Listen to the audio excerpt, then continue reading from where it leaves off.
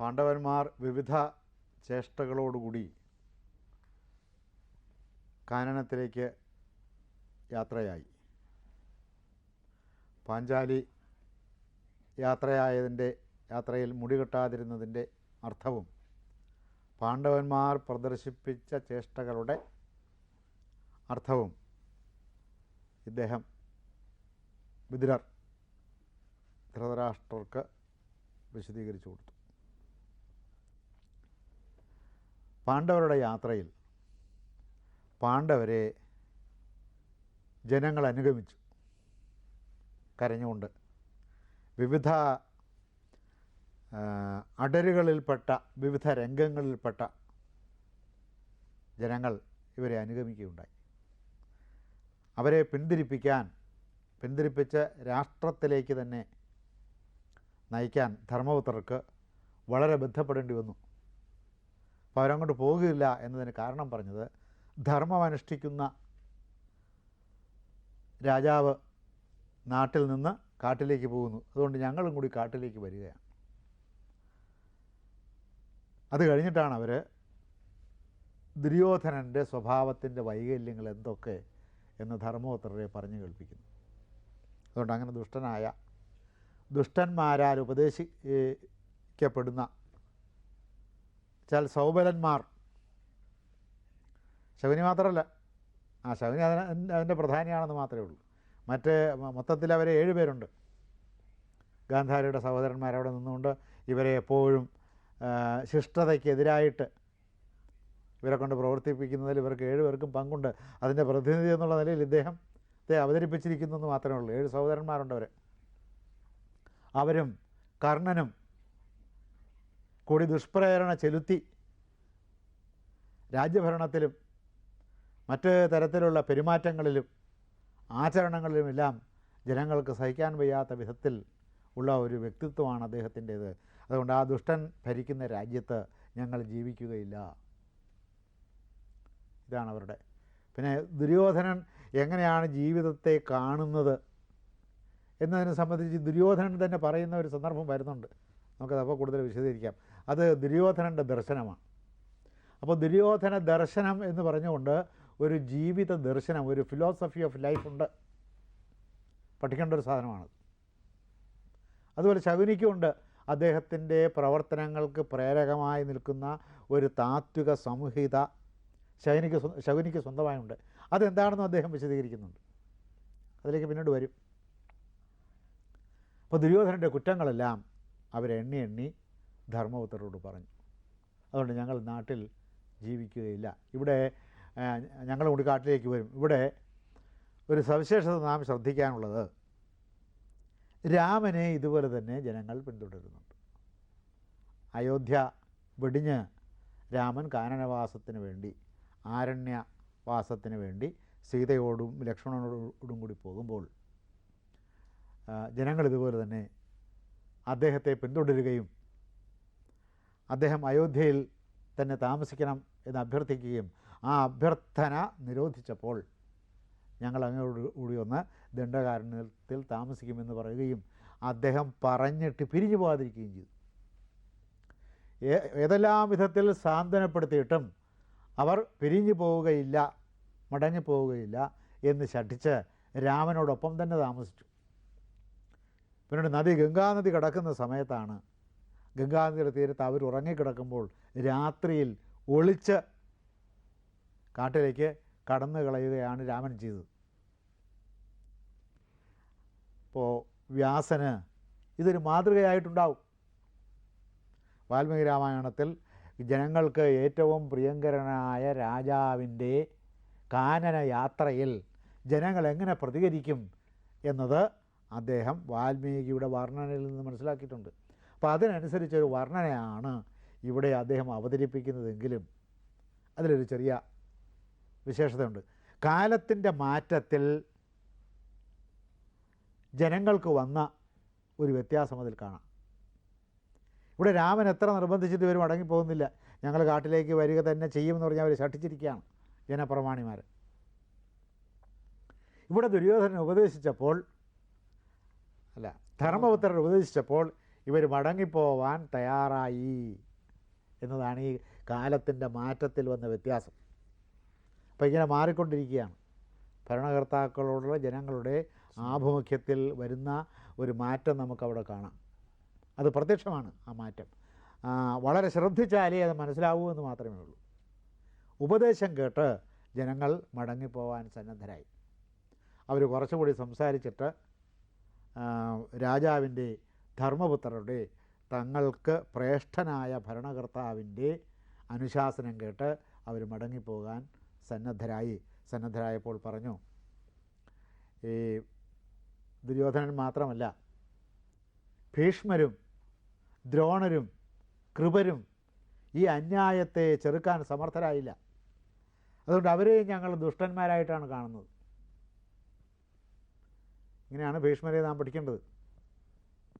അപ്പോൾ ഭീഷ്മരെ സംബന്ധിച്ച് ഭീഷ്മരുടെ കീഴിൽ അല്ലെങ്കിൽ ഭീഷ്മരോടൊപ്പം ജീവിച്ചിരുന്ന, ഭീഷ്മരുടെ പ്രവർത്തനങ്ങൾ കണ്ടുകൊണ്ട് ഭീഷ്മരോടൊപ്പം ജീവിച്ചിരുന്ന ജനങ്ങളാണ് പറയുന്നത് ഭീഷ്മർ ദുഷ്ടനാണെന്ന്. അല്ലെങ്കിൽ അദ്ദേഹത്തിന് ഇത് ചെറുക്കാൻ സാധിക്കുമായിരുന്നു, അദ്ദേഹം ചെറുത്തില്ല. ദ്രോണർ വിചാരിച്ചാൽ ചെറുക്കാൻ സാധിക്കുമായിരുന്നു, ചെറുത്തില്ല. കൃപര് വിചാരിച്ചാൽ ചെറുക്കാൻ സാധിക്കുമായിരുന്നു. ധൃതരാഷ്ട്രം അതിനു മുമ്പ് തന്നെ അവരെഴുതി തള്ളിയിരിക്കുന്നു.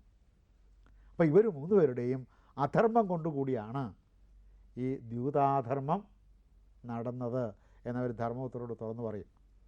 അപ്പോൾ അദ്ദേഹം അതിന് കൊടുത്ത മറുപടി, നിങ്ങൾ അങ്ങനെയൊന്നും വിചാരിക്കേണ്ടതില്ല, നിങ്ങൾ പോയിട്ട് അവരോട് സഹകരിച്ച് വേണം ജീവിക്കാൻ. അവിടെ എൻ്റെ ബന്ധുക്കളുണ്ട്, ഇവർ എൻ്റെ ശത്രുക്കളായിട്ടാണ് നിൽക്കുന്നതെങ്കിലും ഞങ്ങളുടെ രക്തബന്ധുക്കളാണവർ. വൃദ്ധനായ ധൃതരാഷ്ട്രർക്ക് എന്തെങ്കിലും തിരക്കേടുകൾ വരുന്നുണ്ടോ, അസുഖങ്ങൾ വരുന്നുണ്ടോ എന്ന് നിങ്ങൾ ശ്രദ്ധിച്ചുകൊണ്ടിരിക്കണം. അവിടെ എൻ്റെ അമ്മയുണ്ട്, വലിയമ്മയായ ഗാന്ധാരിയുണ്ട്. ഇതിലൊന്നും ഭാഗഭാക്കുകളല്ലാത്ത അന്തഃപുര സ്ത്രീകളുണ്ട്. ദുര്യോധനൻ്റെയും ധാർത്തരാഷ്ട്രന്മാരുടെ പത്നിമാരുണ്ട്.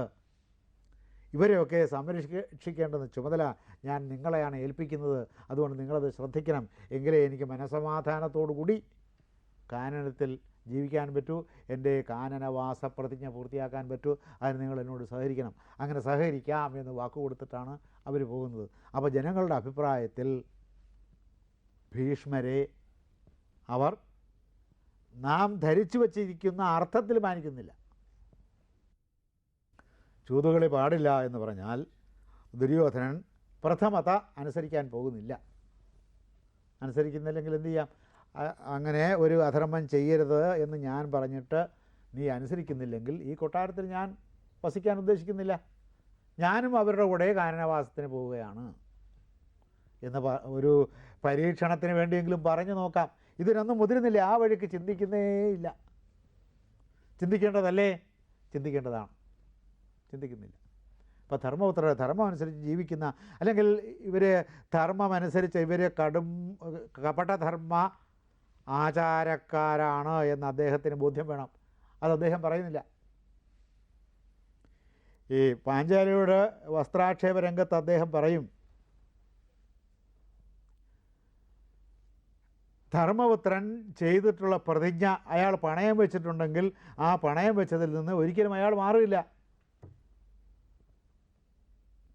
ധർമ്മം ലംഘിക്കില്ല, പറഞ്ഞ വാക്ക് ലംഘിക്കില്ല, പറഞ്ഞ വാക്കനുസരിച്ച് പെരുമാറാതെയും ഇരിക്കില്ല. അതാണ് ധർമ്മപുത്രരുടെ പ്രശ്നം. അത് അദ്ദേഹത്തിന് അറിയാം. അപ്പോൾ ധർമ്മപുത്രർ ധർമ്മം ലംഘിക്കുകയില്ല എന്നുറപ്പുണ്ടായിട്ടും ശിഷ്ടമായ സ്വഭാവമാണ് അദ്ദേഹത്തിൻ്റേത്, പവിത്രമായ സംശുദ്ധമായ സ്വഭാവമാണ് അദ്ദേഹത്തിൻ്റേതെന്ന് ഉറപ്പില്ലെങ്കിൽ ഭീഷ്മർക്ക് ഇങ്ങനെ പെരുമാറാം. അല്ല, ധർമ്മിഷ്ഠനാണെന്ന് ഉറപ്പുണ്ട്, സത്യസന്ധനാണെന്ന് ഉറപ്പുണ്ട്, ശുദ്ധാചാരനാണെന്ന് ഉറപ്പുണ്ട്, പവിത്ര ചരിതനാണെന്ന് ഉറപ്പുണ്ട്. ഈ ഉറപ്പെല്ലാം ഉള്ള സ്ഥിതിക്ക് അദ്ദേഹം ഇത് ഒന്ന് പരീക്ഷിച്ച് നോക്കേണ്ടതായിരുന്നു. ഇപ്പം ധർമ്മപുത്രർക്ക് ജീവിക്കാൻ സാധ്യമല്ലാത്ത ഈ കൊട്ടാരത്തിൽ ഞാനും ജീവിക്കുന്നില്ല, ഞാൻ അവരോടുകൂടി കാനനത്തിലേക്ക് പോകുന്നു. എന്താ അങ്ങനെ പറഞ്ഞാൽ? ഇദ്ദേഹത്തിന് വിശേഷിച്ച് രാജ്യത്തിലോ കൊട്ടാരത്തിലോ രാജകീയ ജീവിതത്തിലോ താല്പര്യമില്ല എന്ന് വേണമല്ലോ നാം വിചാരിക്കാൻ. അദ്ദേഹത്തിൻ്റെ ഗംഭീരങ്ങളായ 2 ത്യാഗങ്ങളെ ആസ്പദമാക്കി അദ്ദേഹത്തിൻ്റെ സ്വഭാവത്തെക്കുറിച്ചും ജീവിത രീതിയെക്കുറിച്ചും മനസ്സിൻ്റെ പ്രവർത്തനത്തെക്കുറിച്ചും ആലോചിച്ച് നോക്കുമ്പോൾ അദ്ദേഹത്തിന് അതിലൊന്നും താല്പര്യമില്ല എന്ന് വേണമല്ലോ നാം ആത്യന്തികമായി വിചാരിക്കാൻ. അങ്ങനെ വിചാരിക്കണമെങ്കിൽ എന്ത് ചെയ്യണം? ഇദ്ദേഹം ഇങ്ങനെ ഒന്ന് പരീക്ഷിച്ച് നോക്കാൻ. ഇത് പറഞ്ഞാൽ ഇയാളുടെ പ്രതികരണം, പ്രതികരണം എന്താണെന്ന് അറിയാമല്ലോ. ഇയാളുടെ പ്രതികരണം എന്താണെന്ന് അറിയാൻ വേണ്ടിയെങ്കിലും അദ്ദേഹം അത് പറയണമായിരുന്നു, പറഞ്ഞില്ല. ഇതുകൊണ്ടാണ് ഈ ജനങ്ങൾ ദുഷ്ടനാണെന്ന് പറയാൻ കാരണം. ഇവിടെ ഈ ശ്രീരാമൻ്റെ കാനനയാത്രയും പാണ്ഡവന്മാരുടെ കാനനയാത്രയും തമ്മിലൊരു മൗലികമായിട്ടുള്ള വ്യത്യാസമുണ്ട്. ശ്രീരാമൻ അച്ഛൻ്റെ ഇംഗിതം പാലിക്കാൻ വേണ്ടി അദ്ദേഹം സ്വയം യാത്രയ്ക്ക് പുറപ്പെടുന്നു. അല്ല, പറഞ്ഞോളൂ, ഞാനത് മറുപടി പറയാൻ പിന്നീട്. ഇവിടെ ധർമ്മപുത്രർ യുദ്ധം അനിവാര്യമാകും എന്ന് ബോധ്യമായ സ്ഥിതിക്ക് തൻ്റെ ശത്രുക്കൾക്കെതിരെ ജനങ്ങളെ അണിനിരത്താനും ജനങ്ങളെ ബോധവാന്മാരാക്കാനുമുള്ള ഒരു അവസരം പാഴാക്കുകയല്ലേ ചെയ്യുന്നത്. പ്രതിജ്ഞ ലംഘിക്കാത്തത് കൊണ്ട് ജനങ്ങളെ അക്കാര്യത്തിൽ ബോധവാന്മാരാക്കേണ്ട ആവശ്യമില്ല. കാരണം ജനങ്ങൾ തുറന്നു പറഞ്ഞു, പാപിയാണ്, അധർമ്മിഷ്ഠനാണ് എന്ന് ജനങ്ങൾ പറയുന്നതാണ്. ഇവർ നേരത്തെയും പറഞ്ഞിട്ടുണ്ട്, പൗരാനിമാൻ. പക്ഷെ അവിടെ ധർമ്മപുത്രർ അവരെ തിരുത്തുകയാണല്ലോ ചെയ്യുന്നത്. ഇവരെ ഇയാൾ അധാർമികനാണെന്ന് പറഞ്ഞ് തിരുത്തുകയല്ല ചെയ്യുന്നത്. നിങ്ങൾക്കിപ്പോൾ അവിടെ നിങ്ങളുടെ ഒരു പ്രസക്തിയുണ്ട് എന്നാണ്. ഹസ്തിനപുരിയിൽ നിങ്ങളുടെ പ്രസക്തിയുണ്ട്. കാരണം ഈ ദുഷ്ടൻ്റെ ചെയ്തികൾക്ക് വിധേയരായി എൻ്റെ കുടുംബാംഗങ്ങൾ സന്തപിക്കാൻ പാടില്ല. അതുകൊണ്ട് നിങ്ങളത് ശ്രദ്ധയോടുകൂടി ജീവിക്കണം എന്ന് പറഞ്ഞാൽ എന്താ അർത്ഥം? അങ്ങനെ എന്തെങ്കിലും ഉണ്ടായിരുന്നാൽ അറിയിക്കണമെന്നാണ്. അല്ലാതെ തന്നെ ചാരന്മാർ കാര്യങ്ങൾ അറിയിച്ചു കൊണ്ടിരിക്കുന്നുണ്ട് കാനനത്തിൽ എന്നുള്ളത് നാം പിന്നീട് മനസ്സിലാക്കും. ഈ 13 വർഷം കഴിയാതെ ഒന്നും ചെയ്യാൻ അദ്ദേഹം സന്നദ്ധനല്ല. അതുകൊണ്ട് 13 വർഷത്തേക്ക് ആരുടെയും സഹായം വേണ്ട. പൗരന്മാരുടെ സഹായവും ജാനപദന്മാരുടെ സഹായവും അദ്ദേഹത്തിന് ആവശ്യമില്ല. 13 വർഷം കഴിഞ്ഞേ ആവശ്യമുള്ളൂ. ഈ 13 വർഷം രാജ്യകാര്യങ്ങളിൽ ശ്രദ്ധിച്ചുകൊണ്ട് പ്രജകൾ പ്രജാധർമ്മം അനുഷ്ഠിച്ചുകൊണ്ട് രാജ്യത്തിൽ ജീവിക്കണം എന്ന് തന്നെയാണ് അദ്ദേഹം ആഗ്രഹിക്കുന്നത്. അതുകൊണ്ട് അവരെ ഇവർക്ക് ആർക്കെങ്കിലും എതിരെ ഉപയോഗിക്കേണ്ട ആവശ്യം അപ്പോഴുണ്ടാകുന്നില്ല. ഒന്ന്, അങ്ങനെ എതിരെ ഉപയോഗിക്കുന്ന ആളുമല്ല. അദ്ദേഹത്തിൻ്റെ സ്വാഭാവികമായ ചിന്ത എപ്പോഴും പോകുന്നത് എന്ത് തരത്തിലൂടെയാണ്? ധർമാനുഷ്ഠാനം കൊണ്ട് കാര്യം സാധിക്കണമെന്നാണ്. അല്ലാതെ സ്വാർത്ഥപരമായ തരത്തിൽ ജനങ്ങളെ ദുര്യോധനനെതിരെ ഉപയോഗിച്ച് രാജ്യം നേടണം എന്ന് അദ്ദേഹം ആഗ്രഹിക്കുന്നേയില്ല. രാമൻ്റെ കാര്യത്തിൽ അച്ഛൻ്റെ ഇംഗിതം പാലിക്കാനല്ല രാമൻ പോയത്. അച്ഛൻ്റെ എന്ത് ഇംഗിതം പാലിച്ചു? അച്ഛൻ്റെ ഇംഗിതം പാലിക്കാതിരിക്കുകയാണ് ചെയ്തത്, അല്ലേ? അച്ഛൻ്റെ വാഗ്ദാനം, അച്ഛൻ്റെ വരം, അച്ഛൻ അമ്മയ്ക്ക് കൊടുത്ത, ഇളയമ്മയ്ക്ക് കൊടുത്ത വരം അത് നീ പാലിക്കണ്ടെന്ന് പറഞ്ഞു ദശരഥൻ. പിന്നെ അച്ഛൻ്റെ പിതാവിന്റെ ഹിതം അറിഞ്ഞുകൊണ്ട് ചെയ്തു. ഇപ്പൊ തൽക്കാലം വേണ്ടെന്ന് പറഞ്ഞെങ്കിലും പിതാവിന്റെ പ്രിയവും ഹിതവും പിതാവ് പറഞ്ഞു. നീ ഇവിടെ കൊട്ടാരത്തിൽ ഉണ്ടായിരിക്കുകയാണ്, ഞാൻ ജീവിച്ചിരിക്കാൻ വേണ്ടത് എന്ന് പറഞ്ഞു. അത് പ്രിയമാണ്, കാരണം പുത്രവാത്സല്യം കൊണ്ട് പറയുന്നതാണ്. പക്ഷേ ഈ മരത്തിൽ നിന്ന് രക്ഷപ്പെടാനായിട്ടുള്ള ഹിതം, ഇത് ഇദ്ദേഹം ഇങ്ങനെ ഒരു ചെയ്യാമായിരുന്ന പ്രതിജ്ഞയല്ല ചെയ്തത്. അല്ല, ഇവിടെ രാമൻ സ്വമേധയാ പോവുകയും പാണ്ഡവാദികൾ നിർബന്ധിതരാകുകയും ചെയ്യില്ല. അതെ. അപ്പോൾ സ്വമേധയാ പോയ സ്ഥലത്ത് ഈ അച്ഛൻ്റെ ഇംഗിതം പാലിക്കുകയോ അഭിലാഷം പാലിക്കുകയോ പ്രതിജ്ഞ പരിപാലിക്കുകയോ അല്ല, പ്രതിജ്ഞയാണല്ലോ അതിനൊരു കാരണം. വരം കൊടുത്തതാണ് അതിന് കാരണം. പ്രതിജ്ഞയാണ്. വരത്തിൻ്റെ പിന്നിൽ പ്രതിജ്ഞയും ശപഥവുമുണ്ട്. അത് പാലിക്കേണ്ടെന്ന് രാജാവ് പറയുന്നു. പിന്നെ എന്തിനാ പാലിച്ചു കൊടുക്കുന്നത്? പാലിക്കേണ്ടെന്ന് അമ്മ പറഞ്ഞു. അത് പാലിക്കാൻ നിനക്ക് ബാധ്യതയില്ല എന്ന് കൗസല്യ പറഞ്ഞു. അപ്പോൾ മാതാവിൻ്റെ വാക്ക് ലംഘിക്കാമോ? അത് പാലിക്കാൻ ബാധ്യതയില്ലെന്ന് വസിഷ്ഠൻ പറഞ്ഞു, മന്ത്രിമാർ പറഞ്ഞു. അപ്പോഴോ പിന്നെ ഇതിലൊന്നിലും പെടാത്ത ബ്രാഹ്മണർ പറഞ്ഞു. ബ്രാഹ്മണർ പറഞ്ഞു എന്ന് പറഞ്ഞാൽ അന്നത്തെ നിലയ്ക്ക് ബ്രഹ്മജ്ഞാനികൾ പറഞ്ഞു എന്നാണ് അർത്ഥം. അല്ല, ദശരഥൻ അദ്ദേഹത്തിൻ്റെ പുത്രവാത്സല്യം കൊണ്ട് ഒരുപക്ഷെ അങ്ങനെ പറഞ്ഞിട്ടുണ്ടാവും. എന്നാൽ പോലും ഒരു പുത്രൻ എന്നുള്ള നിലയ്ക്ക്, ഉത്തമ പുത്രൻ, പുരുഷോത്തമൻ എന്നുള്ള നിലയ്ക്ക് പിതാവിൻ്റെ ഇല്ല, അച്ഛൻ അധാർമികമായി പറഞ്ഞ വാക്കാണെങ്കിൽ മകനത് പാലിക്കാൻ, അങ്ങനെയാണെങ്കിൽ ശ്രീകൃഷ്ണൻ കംസനെ കൊല്ലാൻ പാടില്ലായിരുന്നു. വേറെ മാർഗം ആലോചിക്കണം. കംസനെ കൊല്ലാതെ ഉഗ്രസേനനെ കാരാഗ്രഹത്തിൽ നിന്ന് മോചിപ്പിക്കാൻ മാർഗമുണ്ടോ എന്നാണ് നോക്കേണ്ടത്. ഇവരെല്ലാം ഗുരുജനങ്ങളാണ്. ഗുരുജനങ്ങളുടെ കൂട്ടത്തിൽ അമ്മാവൻ മാതുലൻ ഗുരുജനമാണ്, ഗുരുജനമാണ്, ആചാര്യൻ ഗുരുജനമാണ്, അച്ഛൻ ഗുരുജനമാണ്, അമ്മ ഗുരുജനമാണ്. ശ്രീകൃഷ്ണൻ്റെ സമീപനത്തിലും ശ്രീരാമൻ്റെ സമീപനത്തിലും നമ്മൾ ഒരുപാട് വ്യത്യാസം കാണുന്നില്ല. വ്യത്യാസമുണ്ടെങ്കിലും അതിൽ ആത്യന്തികമായ ധാർമ്മിക വ്യത്യാസമില്ല. ധർമാനുഷ്ഠാനം എന്ന കാര്യത്തിൽ വ്യത്യാസമില്ല. ബാഹ്യമായ പ്രകടനങ്ങളിലെ വ്യത്യാസമുണ്ട്. അവർ ഉപയോഗിച്ചിരിക്കുന്ന അവരുടെ ജീവിതത്തിന് ആധാരമായി അവർ സ്വീകരിച്ചിരിക്കുന്ന ധർമ്മം വേദധർമ്മമാണ്. അതിൽ വ്യത്യാസമൊന്നുമില്ല. പ്രകടനത്തിലാണ് വ്യത്യാസം, അതിൻ്റെ ആവിഷ്കാരത്തിലാണ് വ്യത്യാസം. ഈ കീറ്റ്സും ഷെല്ലിയുമെല്ലാം റൊമാൻറ്റിക് കവികളാണ്. അപ്പോൾ A revolt against the existing system എന്നുള്ളത് എല്ലാ കവിതയിലും ഉണ്ടാകും. നിലവിലിരിക്കുന്ന സാമൂഹിക വ്യവസ്ഥിതിയോടുള്ളൊരു പ്രതിഷേധം എന്നത് റൊമാൻറ്റിസത്തിൻ്റെ ആത്മാവാണ്. അത് ഷെല്ലിയുടെ കവിതയിലുണ്ടാകും, കീറ്റ്സിൻ്റെ കവിതയിലുണ്ടാകും, വേർഡ്സ്വർത്തിൻ്റെ കവിതയിലുണ്ടാകും, വില്യം ബ്ലേക്കിൻ്റെ കവിതയിലുണ്ടാകും. അതുപോലെ തന്നെ കാൽപ്പനികമായ ഭാവനയുടെ വിരിഞ്ഞാട്ടം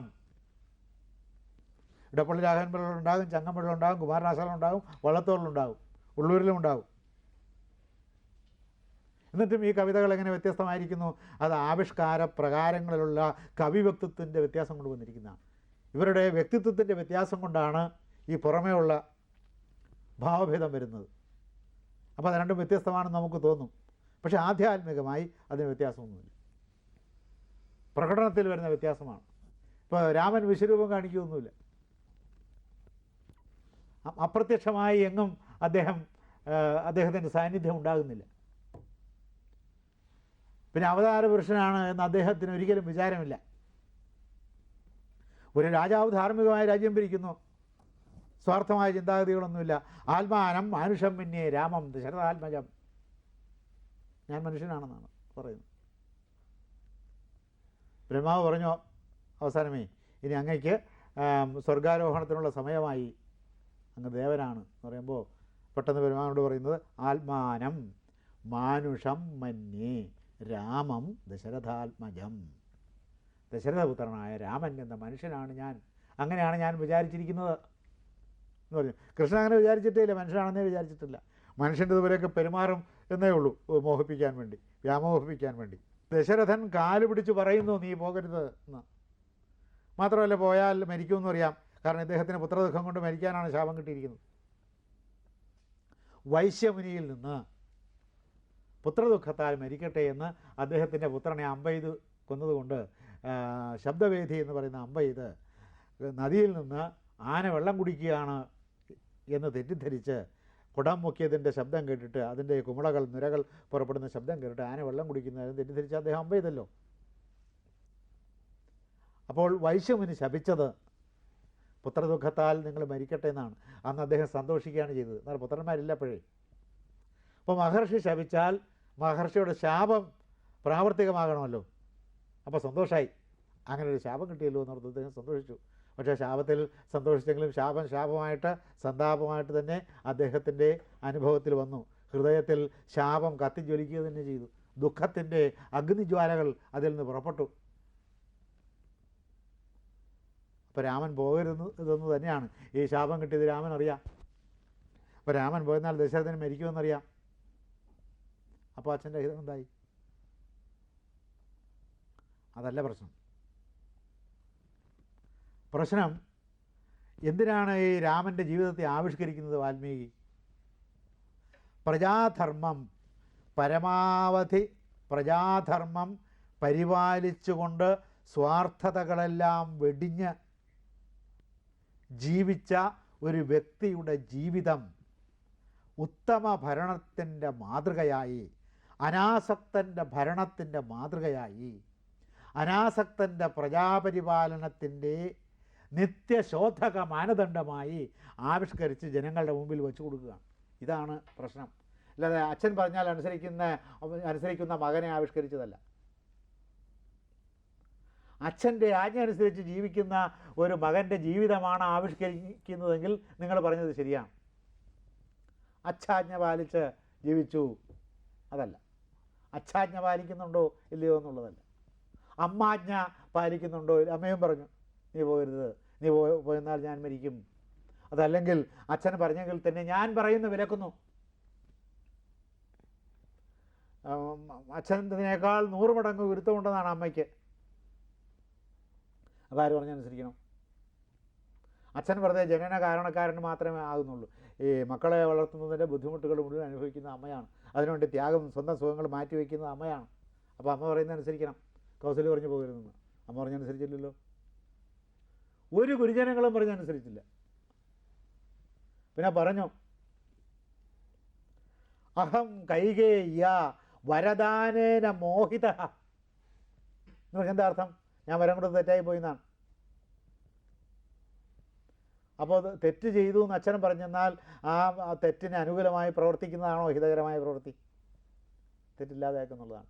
വാക്കുകൾ പ്രയോഗിച്ചതിന് വളരെ അഗാധമായ അർത്ഥമുണ്ട്, ദുരവ്യാപകമായ അർത്ഥമുണ്ട്, യുഗാന്തര സംപ്രാപ്തി പൂർണ്ണമായ അർത്ഥമുണ്ട് അതിന്. ഇത് യുഗാന്തരത്തിലേക്ക് ചെല്ലണം എന്ന് വിചാരിച്ചുകൊണ്ട് എഴുതിയതാണ്.